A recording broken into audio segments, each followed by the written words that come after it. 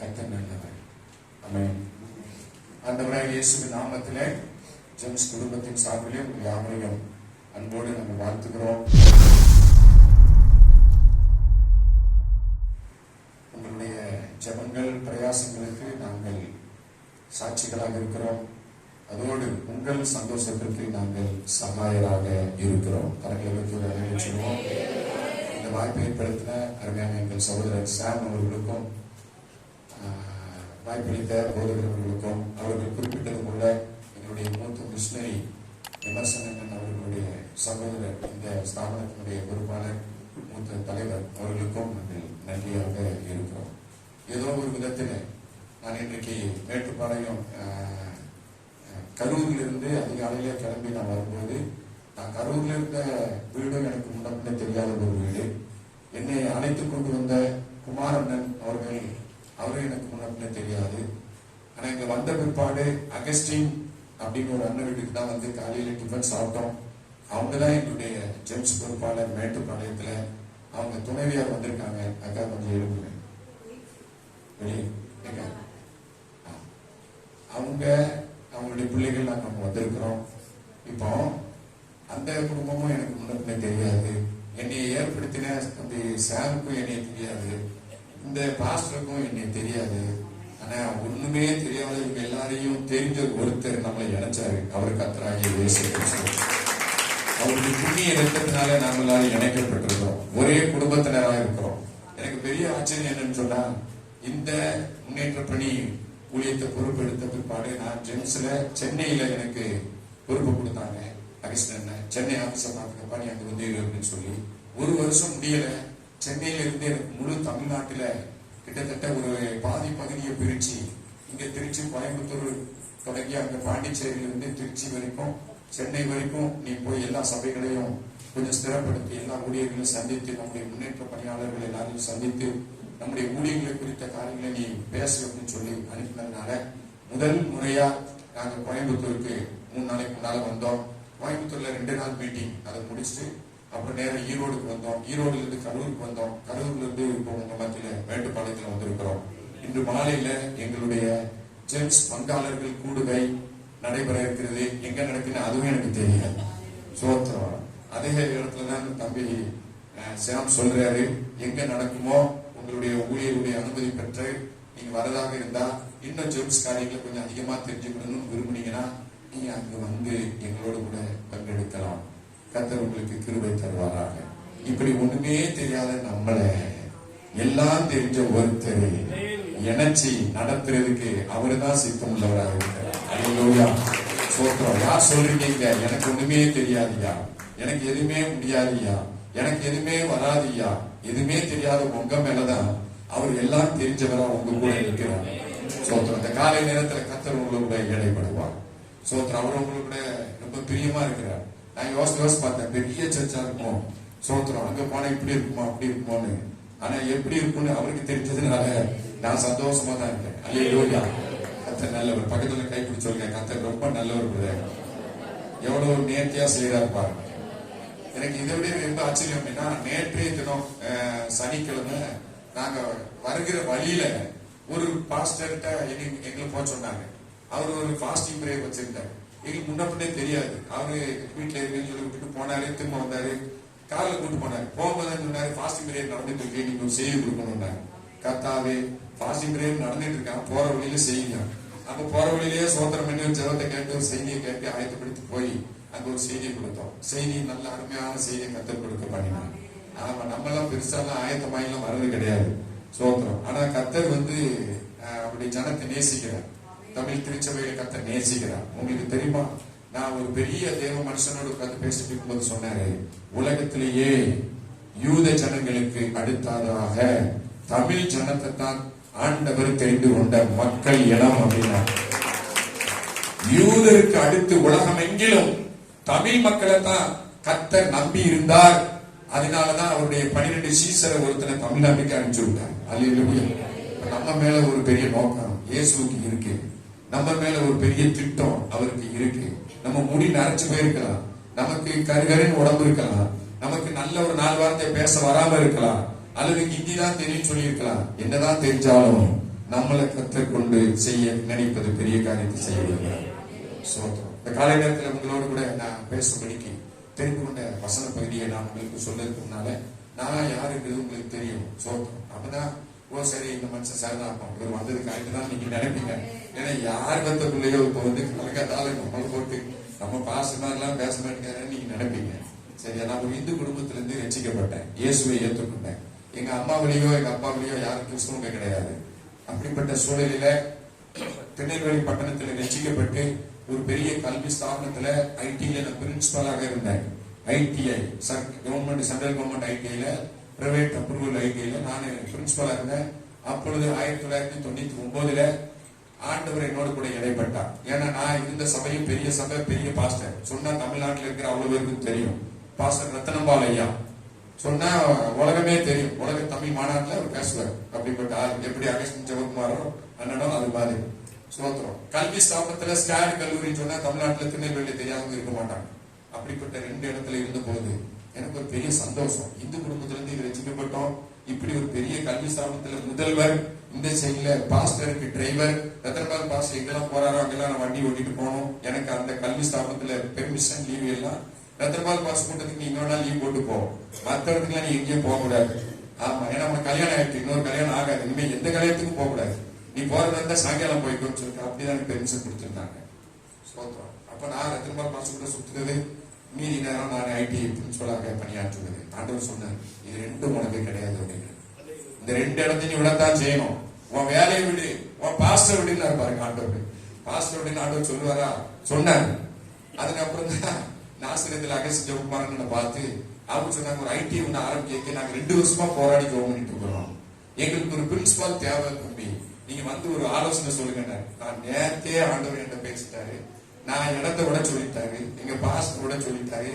ஆண்டவர் சொல்றதை கேட்கறதுக்கு அண்ணன் சொன்னது மாதிரி மத்திய பிரதேசத்துல இருந்த அருமையான தான் சாட்சி சொன்னாங்க பாருங்க. ஆண்டவர் அப்பா மாதிரி பேச முடியும். அவர் என்னைய மகன் மாதிரி பேசினார். வேலையை விடுறா தம்பி, இந்த பாஸ்டர் விடு, உனக்கு நான் பெரிய ஒரு தேவ மனுஷனோட இணைப்பேன்னு சொன்னாருந்தாங்க. அதை சொன்ன அகஸ்டனுக்கு ஏற்கனவே அகஸ்டன் நெருங்கின பழகினவங்களுக்கு தெரியும். அவர் சிரிச்சா அந்த சர்ச்சில் இருந்து சத்தம் 4 இடத்துக்கு போயிடும். சிரிச்சாரு, அதே மாதிரி சிரிச்சாரு பாருங்க காலையில. எப்படி சிரிக்காரு? அப்படி சிரித்து சொன்னாரு, இது இல்லையா ஆண்டவர், இப்படி இல்லையா மக்களை கொண்டு வரணும் அப்படின்னு. இப்படிதான் போய் ஐடியில பிரின்சிபலா ஜாயின் பண்ண. ஒரு 18 வருஷம் பீகார்ல குடும்பத்தோட இருக்கும். இடையில நான் என்னோட சாட்சியம் சொல்றேன். 18 ஆண்டுகளை முடிச்சு கொரோனாக்கு முன்னாடி நான் பீகாருக்கு விட்டுட்டு தமிழ்நாட்டுக்கு வந்தேன்.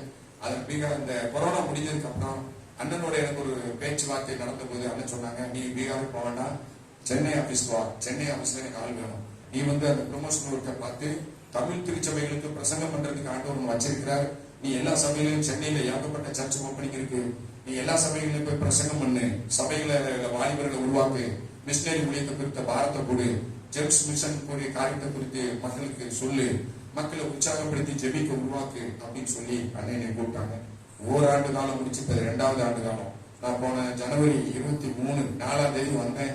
ஜனவரி 24 4 தேதி மாறிட்டு பிப்ரவரி 14 மாசம், ஒரு மாசம் கிட்டத்தட்ட ஓட போகுது. கத்தர் சென்னையில வச்சிருந்து இப்ப நான் என்ன செஞ்சிருக்கேன்னு சொல்றேன். நீங்க பாருங்களேன், நான் சென்னை பட்டணத்துல மே மாசம் அதனுடைய யுத்த சங்க மீட்டிங் நடந்துச்சு. அதுல திரளான மக்கள், கிட்டத்தட்ட 12,000க்கு மேலான கூட்டம் வந்தது. ரட்சிக்கப்பட்ட ஜனங்கள் எல்லாம் கூடி ஜெபித்தாங்க. அதனுடைய தொடர்ச்சி 15 பெரிய தலைவர்களை ஜெம்ஸுடைய பிரதிநிதியாக நிர்ணயித்து அவர்கள் மூலமாக ஊழியர்களை வளர்ப்பதுன்னு சொல்லி 15 தலைவர்களை கண்டுபிடிச்சேன். 30 வாலண்டியர்ஸ், கல்லூரி வாலிபர்களை உருவாக்கி 30 பேரும் பட்டணத்துல என்னெல்லாம் வேலை செய்யணும், எப்படி எல்லாம் ஊழியம் செய்யணும், எப்படி எல்லாம் மிஷினரி ஊழியத்தை சபைகளுக்குள்ள கொண்டு போகணும் அப்படின்னு சொல்லி 30 வாலண்டியர்ஸ் ஏற்படுத்து. 4 பைபிள் டீச்சர் ஏற்படுத்து. 4 பைபிள் டீச்சர் யார்? அகஸ்டினோடு நெருக்கமான உறவுள்ள சிலரை கண்டுபிடிச்சு இப்ப இங்கேயும் ஒருத்தரை கண்டுபிடிச்சிட்டு போறேன். அவர் ஈரோட்ல இருக்காரு. சோத்திரம். சொல்லிட்டேன், நான் உங்கள்கிட்ட பேசுவேன், நீங்க பீகார் சென்னைக்கு வர வேண்டியிருக்கோம், உங்களை நாங்க விட மாட்டோம் அப்படின்னு சொல்லிட்டு வந்திருக்கிறேன். 4 வேதாகம நல்ல வேதாகமத்தை போதிக்கக்கூடியவங்களை கண்டுபிடிச்சிருக்கிறேன்.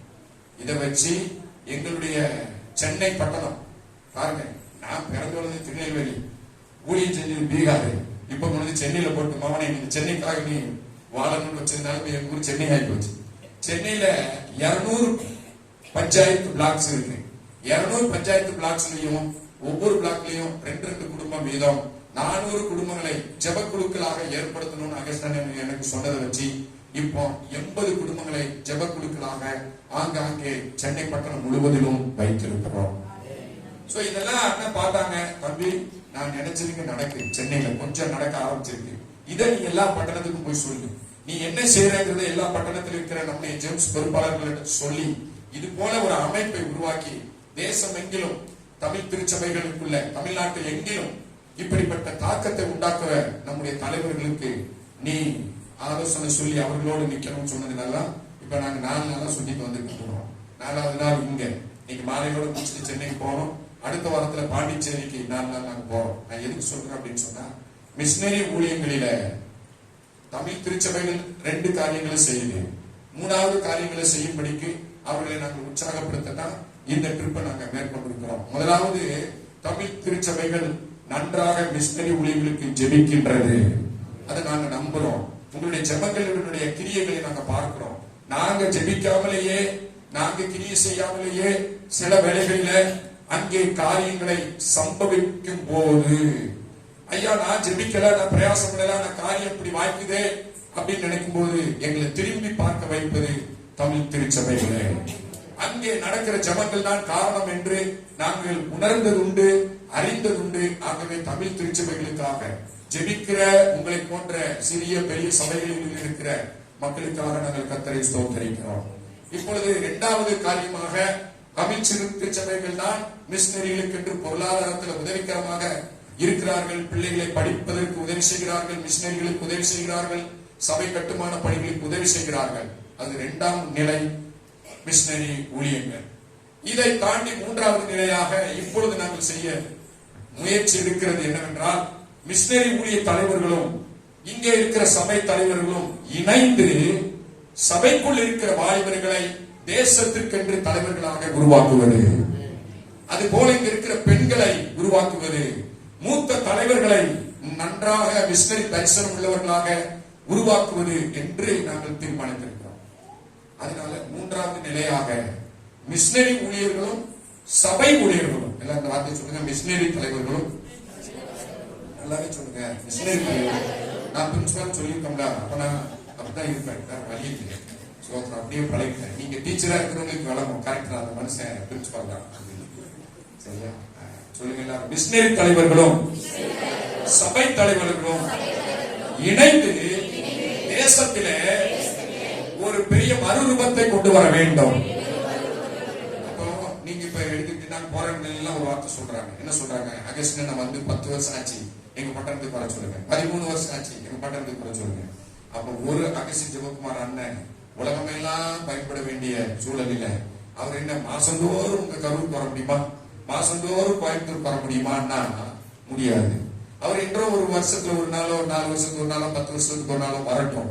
ஆனால் அந்த அகஸ்டின் ஜெபக்குமாரனுடைய அந்த பரிசுத்தத்தின் மேல வைராக்கியம் கொண்ட, சுவிசேஷத்தின் மேல வைராக்கியம் கொண்ட, தேசத்தில மறுரூபத்தை கொண்டு வர வேண்டும் என்று ஜனங்களை அடிமைத்தனத்தின் முகத்திலிருந்து, பாவத்திலிருந்து விடுதலையாக்கி தேவராஜ்யத்திற்கு கொண்டு செல்ல வேண்டுகிற வைராக்கியம் கொண்ட தேவ மனுஷனோடு இணைந்த நீங்களும் நானும் அவரை போல செயல்படாட்டாலும் அவர் மாதிரியை பின்பற்றியாவது கொஞ்சம் செயல்பட முடியுமே.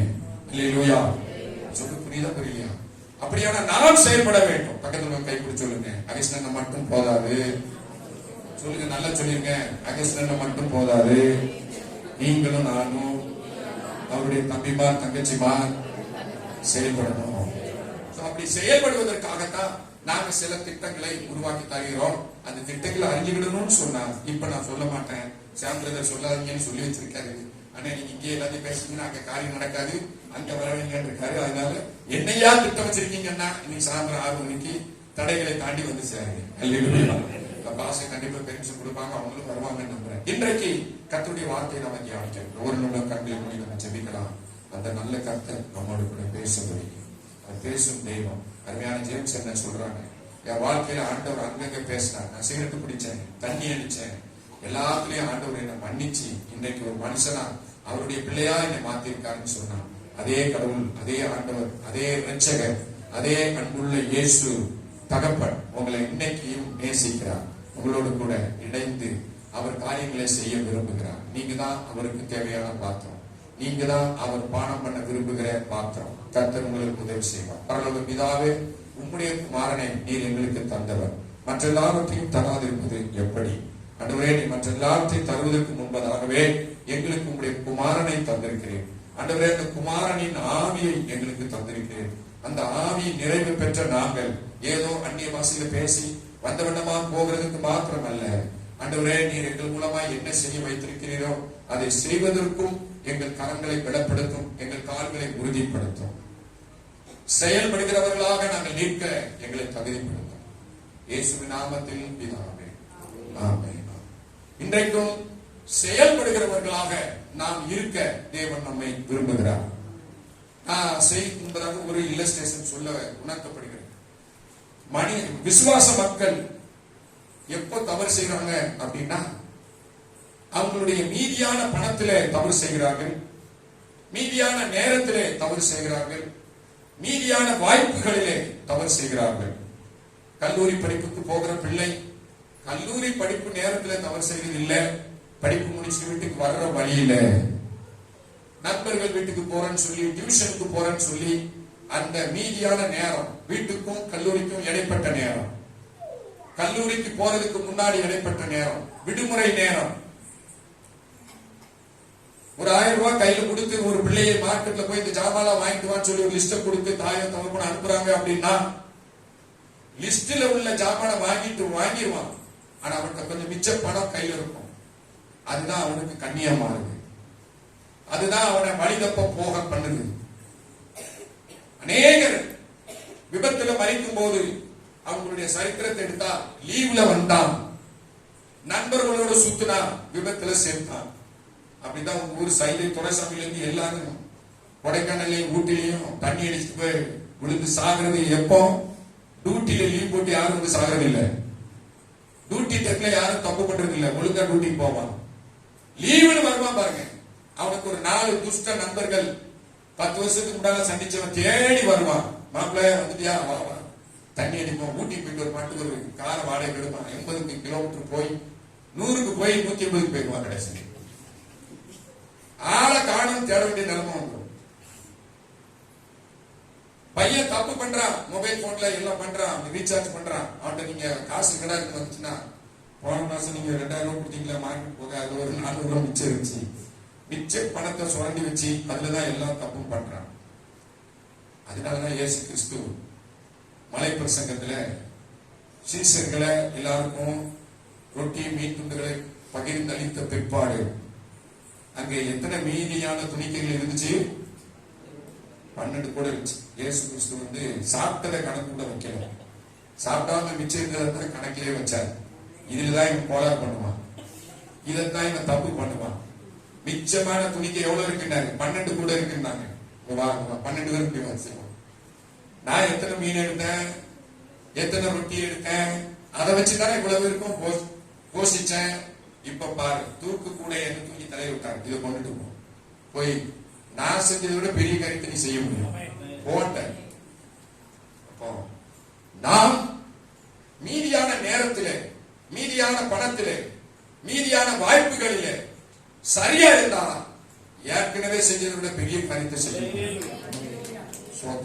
நீங்க நினைக்காதீங்க தசம பார்க்கணும்னு நினைக்கிறோம், அதை விட மேலானதெல்லாம் நம்ம கையில தான் ஆண்டவர் கொடுத்தாரு. நம்ம தான் வடிகட்டுன கஞ்சமா எண்ணி பார்த்து தசம்பாக மட்டும் ஒழுங்க கவலை போட்டு அது நம்ம பேர அட்ரஸ் போன் நம்பர் எழுதி கொண்டு போடும். ஆனா பேங்க்ல நமக்கு பெரிய பணமே மிச்சம் இருக்கு, அதை யாருக்கு வைக்க போறோம்னு எனக்கு தெரியல. நான் பேங்க்ல சேர்த்து தவறுன்னு சொல்லல. மீதியானவைகள் கிடைக்கும் போது, ஆண்டவரே மீதியான துணிக்கையில் எடுக்க பண்ணீங்களே, இது யாருக்காக, எதற்காக? எனக்கு ஒரு 2 மணி நேரம் இப்ப மிச்சமா இருக்குதே, நான் என்ன செய்வது? இன்றைக்கு மாலையில எனக்கு வேற வேலை இல்லை, நான் என்ன செய்வது? என்ன செய்ய முடியும்? 2 நாள் லீவு வருதே, நான் என்ன செய்ய வேண்டும் என்று நம்முடைய வாழ்க்கையில எல்லா நிலைமைகளிலும் மீதியானவைகளை பார்க்கும்போது அதன் மேல கர்த்தருடைய கண்கள் வைக்கப்படுகிறது என்று நாம் நினைத்தால் அதுதான் பெரிய விளைவை உண்டாக்கும், அதுதான் பெரிய பலனை உண்டாக்கும் என்பதை நீங்க நினைச்சா ஒருபோதும் மீதியான துணிக்கைகளை நீங்க அற்பமா நினைக்க மாட்டீங்க. மீதியான நேரத்துல நீங்க சும்மா தூங்கி எழுப்ப மாட்டீங்க.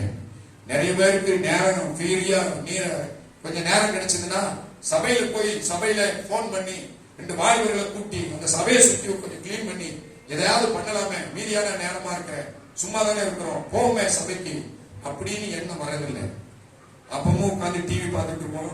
அதுக்கு நேரத்து பொரிச்ச சிக்கனை பழையபடி சூடு பண்ணி தின்னுட்டு கட்டில படுத்து நல்ல நேரத்தை கடத்திட்டு இருப்போம். டைம் போறலன்னு இருப்போம்.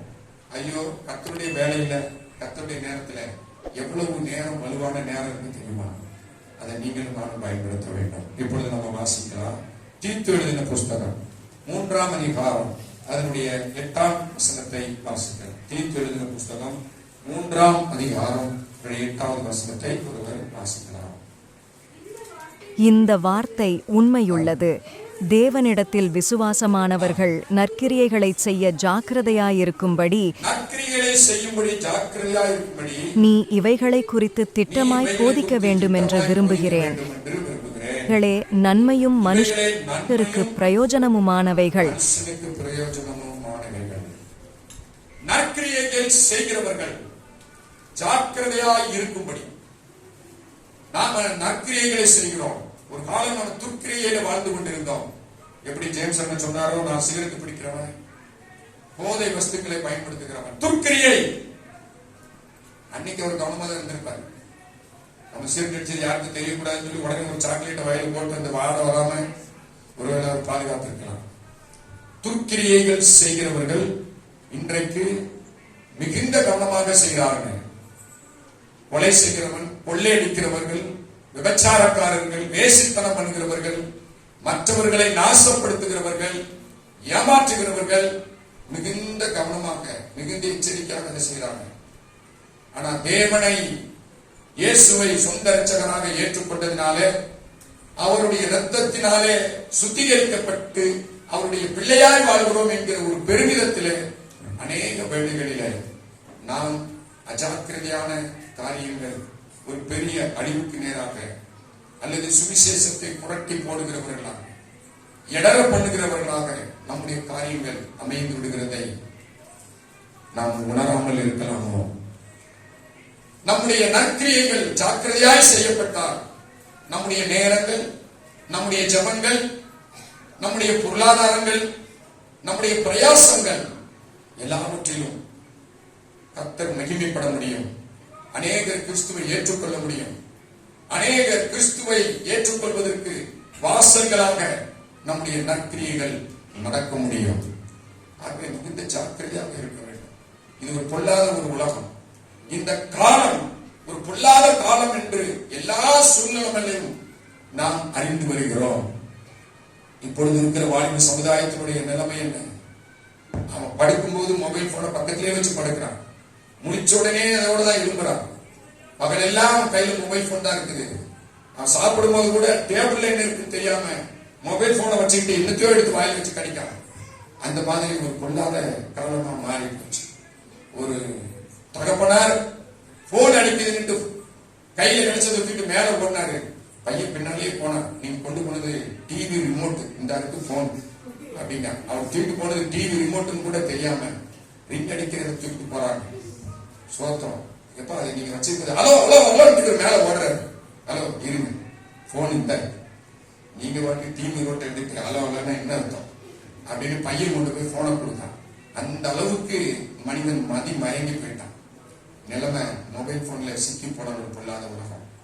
டிரெஸ் கோடு, முடிவெட்டுறது. இப்ப முடிவெட்டுறதுக்கெல்லாம் ஒரு இழப்பு மிஷின் இருந்தா போதும். கத்திரிக்கோல்ல தேவையில்லை. சாரட்டும் ஒரு இழுப்பு, இங்கிட்டு ஒரு இழுப்பு, இங்கிட்டு ஒரு இழுப்பு, மேல அப்படியே இருக்கட்டும். மழை வச்சா நினையாத அளவுக்கு முடிய சுத்தி வச்சிருக்காங்க. சோத்திரம். ஆமா, அப்போ நம்ம தாத்தா காலத்துல, பாட்டி காலத்துல, பாட்டி அம்மா வீட்டுல ஒரு ஊசி நூல் வச்சிருப்பாங்க. சேலை கிழிஞ்சு போச்சுன்னா தைப்பாங்க. உருட்டி வச்சு தச்சு, பட்டன் போனா தச்சு போடுற காலம். கிழிந்த உடைகளையும் தைத்து போட்டதுதான் தமிழனினுடைய பண்பாடு. பிள்ளைகளுக்கு கொஞ்சம் டிரெஸ் கிழிஞ்சு போச்சுன்னா அம்மா உட்காந்து தச்சு விடுவாங்க. அப்பாவுக்கு பட்டன் போயிடும். அம்மா வந்து அவர் கிளம்புற குணாலையில இல்ல பட்டன் போச்சு அவங்க அப்பாவுக்கு தச்சு கொடுப்பாங்க. இப்போ ஒழுங்கான துணியையும் கிழிச்சு போட்டுட்டாலைனா ஜீன்ஸ் பேண்ட் முன்னால 4 கிழிசல் இருக்கு. ஒரு யூடியூப்ல பார்த்தேன். அந்த பையனுக்கு ஒரு ஜீன்ஸ் பேண்ட் தூக்கி இப்படி போடுறாங்க. அவன் சொன்ன இதை போய் அவன் போடுவான். இந்த முன்னால கிழிச்சிருக்கணும் அது இருக்கா அப்படின்னா ஓ நீ அந்த கேஸா அப்படின்ட்டு உள்ள கொண்டு போய் அதே ஜீன்ஸ் பேண்ட சிசரை வச்சு நாளத்துல கட் பண்ணி பல்ல வச்சு கடிச்சு இழுத்து துண்டு பாக்கி அப்புறம் ஒரு உதவி கொண்டு போடுறான். இது எங்க வச்சிருந்தீங்க? இதைத்தான் நான் தேடினேன். நாசமா போனவனே உனக்கு கிழிச்சு துண்டு துண்டா நாய் கடிச்சு கிழிச்ச மாதிரி துணியத்தான் நீ போட விரும்புற. அப்படிப்பட்ட ஒரு பொருளாதார உலகத்துக்குள்ள வந்துட்டோம். யோசித்து பாருங்க, சமுதாயம் எங்க பார்த்து போயிட்டு இருக்கு, தலைகீழ மாறி போயிட்டு இருக்கு. ஆமா, சேலை தைக்கிற ஊசி நூல் வீட்டுல இருக்கும். இப்போ நல்ல துணியும் கிழிச்சு போட்டாதான் அது ஒரு மாடலா இருக்கு. கை இல்லாத சட்டை, இடுப்பு தெரியுற டிஷர்ட். நான் சென்னையில இருக்கு, அதனால இந்த சென்னை கல்ச்சரை பார்க்கும்போது சில பிள்ளைகளை வச்சு நம்ம ரோட்டை பார்த்து இப்படி திரும்பிக்கணும். ஐயோ இந்த பிள்ளை போயிட்டான்னு பார்க்கணும். அப்படி எல்லாம் ட்ரெஸ் பண்ணிட்டு வர பிள்ளைலாம் இருக்காங்க. எங்க இருந்து வந்துச்சோ, பாத்ரூம்ல இருந்து அப்படியே வெளியே வந்துச்சோ என்னமோ தெரியாதுங்கிற மாதிரி பெருசோ யோசிக்க பாருங்க. நம்ம சிரிக்கலாம், சிந்திக்க வேண்டியவர்கள். நாம சிந்திக்கலாம், செயல்பட வேண்டியவர்கள். நாம தான் ஜெயிக்கணும், ஜெபிக்கணும். நாம ஜாக்கிரதையா இருந்தா நம்முடைய கிறிஸ்தவ சமுதாயத்தை நம்ம மீட்டுக் கொள்வோம். நான் அப்படிப்பட்ட வழி தப்பி போன வாலிபர்களுக்கு வழியை உண்டாக்க வேண்டும். பாம்பேல ஒரு சர்ச்சில் போய் நான் என் பையன் அந்த சர்ச்சில் இருந்தான். அவன் இப்ப ஸ்வீடன்ல இருக்கான். அவன் கதை பெரிய கதை சொல்றேன். அப்போ நான் கூப்பிட்டான்னு போயிருந்தேன். அந்த சர்ச்சில் ஒரு பையன் நல்ல பேட் வாசிப்பான், என் பையன் கிட்டார் வாசிப்பான். இப்படி பேட் கிட்டார் தான் வாசித்த வாலிப சமுதாயத்தை பார்த்தா நல்ல மியூசிக், நல்ல பாட்டு நல்லா நடந்துட்டு இருக்கும்போது முடிச்ச உடனே பார்த்தா அந்த பேட் வாசிட்டு இருந்த பையன் நான் சொன்ன மாதிரி 7 கிழிசலுக்குள்ள ஜீன்ஸ் பேண்ட போட்டுட்டான். நானும் பார்த்தேன், நல்ல பையன், யார் பெத்த பிள்ளையும் இப்படி ஒரு கிழிசல் பேண்ட போட்டிருக்கானு, இவனுக்கு ஒரு பேண்ட் ஒழுங்கா எடுத்து கொடுக்க தரப்படா இல்லையோன்னு பார்த்துட்டு முடிச்ச உடனே அந்த பையன் என்கிட்ட வந்தான். ஏன்னா என் பையனுக்கு ரொம்ப ஃப்ரெண்டு. இவன் தான் பாஸ்டர் பையன் தான் பாருங்க. அந்த பாஸ்டருக்கு மகனே அந்த பையன் தான். இப்ப யார்கிட்ட பேர் பாஸ்டர் சொல்றாரு? விசுவாச பிள்ளைய சொல்ல முடியுமா? தான் பிள்ளைய 7 கிழிசல் உள்ள ஜீன்ஸ் பேண்ட போட்டிருக்கும் போது விசுவாச பிள்ளைய போய் ஒழுங்கா ட்ரெஸ் பண்ணி சொல்ல முடியுமா? சொல்ல முடியாது. நான் சொன்ன அந்த பையனை தொல்லை கை போட்டு ரொம்ப அழகா வாசித்தப்பா, மியூசிக் ரொம்ப டாப்பா இருந்துச்சுப்பா, ரொம்ப நல்ல வாசித்தா ரொம்ப இந்த பேண்ட் ஏன் இப்படி போட்டிருக்கேன் அப்பாட்ட சொல்லி கொஞ்சம் நல்ல பேண்ட் வாங்கி போடலாம். இல்ல இது போல மாடல் அப்படின்னா அப்ப அதே மாதிரி ஒரு பேண்ட் வாங்கி உங்க அப்பாட்ட கொடுக்க வேண்டியதானே அப்படின்னு. அவர் நல்லா தான் ட்ரெஸ் பண்ணியிருந்தாரு. உங்க ஐயாட்டையும் இதே மாதிரி வாங்கி போட வேண்டியதானே தமிழ்ல சொன்ன மாதிரி இங்கிலீஷ்ல சொன்னேன். तुम्हारा पापा को भी ऐसा ही पैंट पहनना चाहिए, तुम जैसे पहने अच्छा लगता है ना तुम्हारे लिए, तुम्हारा पापा जी को भी ऐसे पहनवा दो, अगर हो सकता मुझे भी एक तो कर दो. नहीं உங்களுக்கு சரி வராதுன்னா உங்களுக்கு சரி வராது, எனக்கு சரி வராது, உனக்கு சரியா இருக்கா? அடுத்த வாரம் மாத்திருந்தேன். புரியுதா? அது அப்பாவால சொல்ல முடியாது, நம்மளால சொல்ல ஆண்டவர் வச்சுட்டார். இன்னைக்கு நிறைய தாய் தகப்பன்மார் சொல்ல முடியாத விஷயத்த நீங்க சொல்ல முடியும். நீங்க சொல்லிட முடியும். மகளே இந்த ட்ரெஸ் உனக்கு சரியில்லை, மகனே நீ இப்படி ட்ரெஸ் பண்றது நல்லா இல்ல, உன்னை ஆண்டவர் நேசிக்கிறார், இப்படி தார்மாரா வாழ்றதுக்கு உன்னை வைக்கல. சொல்ல வேண்டிய கடமை நமக்கு இருக்கு, எச்சரிக்க வேண்டிய கடமை இருக்கு. அவன் கேட்டாலும் கேட்காமல் போனாலும் எச்சரித்து விட வேண்டிய பொறுப்பு நமக்கு. நற்கிரியைகள் செய்கிறவர்கள் ஜாக்கிரதையாக இருக்க வேண்டும் என்பதை திட்டமாக போதிக்கணும். அதுதான் எனக்கு பிடிச்ச விஷயம். என்ன எழுதியிருக்குது? திட்டமாக போதிக்க வேண்டும் என்று விரும்புகிறேன். நம்முடைய பிள்ளைகளுக்கு அன்பாக சொல்லணும், திட்டமாக சொல்லணும். இதுதான் வழி, இப்படித்தான் போகணும். தவறுனால் உன்னை நான் காப்பாற்ற முடியாது, ஏசு அப்பா கூட காப்பாற்றுறது கஷ்டம். வழியை நாம சரியா காண்பித்துக் கொடுக்கணும். ஏன் நாம் அதை காண்பித்துக் கொடுக்க வேண்டியிருக்கு, எப்படி காண்பித்துக் கொடுக்க வேண்டியிருக்குது அப்படின்னு ஒரு 3 நிலைமைகளை மாத்திரம் நம்ம சொல்ல போறோம், பார்க்க போறோம். 3 படிகள். ஜாக்கிரதையா இருக்கிறவங்க எப்படிப்பட்ட நிலைமையில ஜாக்கிரதையா இருக்கணும், எந்த நிலைமையில நம்ம ஜாக்கிரதையா இருக்கணும்னு சொல்லி வேதம் நமக்கு சொல்கிறது என்றால், ஏன்னா அந்த 1 தீமோத்தேயு 2 தீமோத்தேயுல இருந்து மட்டும்தான் நம்ம அதை பார்க்க போகிறோம். 2 தீமோத்தேயு 2ஆம் அதிகாரம் 20வது வசனம் 21வது வசனத்தை ஒருவர் வாசிக்கலாம். ஒரு பெரிய வீட்டிலே பொன்னும் வெள்ளியுமான பாத்திரங்களும் அல்லாமல் மரமும் மண்ணுமான பாத்திரங்களும் உண்டு. அவைகளில் சில கனத்திற்கும் சில கனவீனத்திற்குமானவைகள். ஆகையால் ஒருவன் இவைகளை விட்டு தன்னை சுத்திகரித்துக் கொண்டால் அவன் பரிசுத்தமாக்கப்பட்டதும் எஜமானுக்கு உபயோகமானதும் எந்த நற்கிரியைக்கும் ஆயத்தமாக்கப்பட்டதுமான கனத்துக்குரிய பாத்திரமாயிருப்பான். ஒருவன் இவைகளை விட்டு சுத்திகரித்துக் கொண்டால் அவன் பரிசுத்தமாக்கப்பட்டதும் எஜமானுக்கு உபயோகமானதும் எந்த நற்கிரியைக்கும் ஆயத்தமாக்கப்பட்டதுமான கனத்துக்குரிய பாத்திரமாயிருப்பான். இந்த கணத்துக்குரிய பாத்திரம், பாத்திரம்னா என்னது? அதுல முன்னால வசனம் எழுதியிருக்குது, சில பொன்னான பாத்திரம், சில வெள்ளியான பாத்திரம், சில மண்ணுமான பாத்திரம், சில மரமான பாத்திரம். பாத்திரம் எதால செய்யப்பட்டதுங்கிறது அல்ல காரியம். பாத்திரம் எஜமானுக்கு உபயோகமானதாக ஆயத்தமாய் இருக்குதாங்கிறது தான் காரியம். அல்லேலூயா சொல்லுங்க. ஆமா, நாம எப்படிப்பட்ட அறிவு திறமை உள்ளவங்க இல்ல, அதை வச்சு ஆண்டவர் பயன்படுத்துறது. அவன் பெரிய டேலண்டான ஆளு, அறிவுள்ளவன், திறமசாலி, பணக்காரன், உயர்ந்த பதவியில் உள்ளவன். ஒரு கலெக்டர் கூப்பிட்டு கொண்டு வந்து உங்க சர்ச்சில் உட்கார்ந்து அவரை வச்சு நீங்க என்ன செய்ய முடியும்? ஒண்ணும் செய்ய முடியாது. சர்ச்சுக்குள்ள கலெக்டர் கேட்ட வேலை இருக்கு, ஒண்ணுமே செய்ய முடியாது. அவர் ஆராதிக்கலாம், பாஸ்டர் தலையில் கை வச்சு நீ நல்லா இருப்ப, நல்லா நிர்வாகம் போனதான் சொல்றேன். வேற ஒன்றும் செய்ய முடியாது அவரை வச்சு. ஏன்னா அவருக்கு விளக்குமாற கொடுத்து சர்ச்சை சுத்தி போயிருக்குன்னு சொல்ல முடியுமா? அல்லது ஒரு பிரசங்கம் பண்ணிருக்கிறதுன்னு சொல்ல முடியுமா? ஒரு பாட்டு பாடுங்கன்னு சொல்லிட முடியுமா? முடியாது. ஆனா நாம தான் யாரு?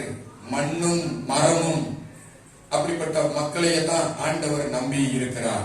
பாத்திரங்கள் வெள்ளியாகவோ பொன்னாகவோ எதுவா இருக்குது அப்படி அல்ல, அதை வச்சு அல்ல. இன்னும் சொல்ல போனா, பொன்னால ஒரு பாத்திரம் உங்க வீட்டுல இருக்குது அப்படின்னு சொன்னா அந்த பாத்திரத்தை நீங்க எப்படி வச்சிருப்பீங்க? சொல்லுங்க, நீங்க எப்படி வச்சிருப்பீங்க? ரொம்ப கவனமா வச்சிருப்பீங்க, எவனும் திருடிட்டு போயிருப்பாரு. அதனால உள்ள போட்டு பூட்டி வச்சிருப்பீங்க. இது தங்கத்துல உள்ள கப்பு. யாராவது வெள்ளி கிளாஸுக்கு 2 கிளாஸ் உங்களுக்கு கிஃப்ட் கொடுத்தா அதை நீங்க டேபிள்ல டைனிங் டேபிள் சும்மா வச்சிருப்பீங்களா? அல்லது உங்க வீட்டு வராண்டா இந்த மாதிரி இருக்குமா? இருக்காது. வெள்ளி டம்ளர் தூக்கி கையில போட்டு போயிருக்கோம். அதனால தூக்கி பத்திரமா உள்ள வச்சிருக்கோம். ஆனா சாதாரண பாத்திரம் தான் நமக்கு அடிக்கடி உபயோகப்படுத்தப்படுகிற பாத்திரமாக இருக்கிறது. சோத்திரம். நம்ம டைனிங் டேபிள்ல இருக்கிற பாத்திரங்கள் சாதாரண பாத்திரங்கள் தான், அதுதான் அதிகமா பயன்படும். இன்னும் சொல்ல போனா நம்ம வீட்டுல இருக்கிற வெளியில பயன்படுத்துற மக்கு இருக்கு பாருங்க, அதுதான் எல்லாருக்கும் பயன்படக்கூடிய ஒன்றாக இருக்கிறது. காலை கழுவ, கையை கழுவ, முகத்தை கழுவ, அந்த வர்றவங்க கழுவ, போறவங்க கழுவ, வீட்டுக்காரங்க கழுவ, எல்லாருக்கும் பயன்படக்கூடிய ஒரு பாத்திரம் இருக்கு அப்படின்னா அது வெளியே கிடக்கிற ஒரு மக்கு தான். சோத்திரம். ஒருவேளை நீங்க வெளியே கிடக்கிற மக்கு மாதிரி இருக்கலாம், வெள்ளி தட்டு மாதிரி இல்லாம இருக்கலாம், தங்க பிளேட் மாதிரி இல்லாம இருக்கலாம். சோத்திரம். நீங்க அடிக்கடி பயன்படுத்தக்கூடிய செண்டு பாத்திரம் மாதிரி இல்லாம இருக்கலாம். ஆனா வெளியில கிடைக்கிற ஒரு பாத்திரத்துக்கு தான் அதிக பயன்பாடு இருக்கு. அதுதான் அந்த வீட்டுக்குள்ள வர்றவங்களுக்கும் போறவங்களுக்கும் பயன்படுது. எந்த பாத்திரம் அதிகமாக பயன்படுகிறது என்று சொன்னால், எதற்கு கனம் குறைவாக இருக்கிறதோ அதற்கு தான் அதிகமான பயன்பாடு இருக்கிறது. நீங்க கணத்துக்குரிய பாத்திரமா நான் இல்லைன்னு நீங்க நினைக்கலாம். ஆண்டவர் உங்களை தான் அதிகமாக பயன்படுத்த உபயோகப்படுத்தக்கூடிய பாத்திரமாக இருக்கின்றீர்கள்.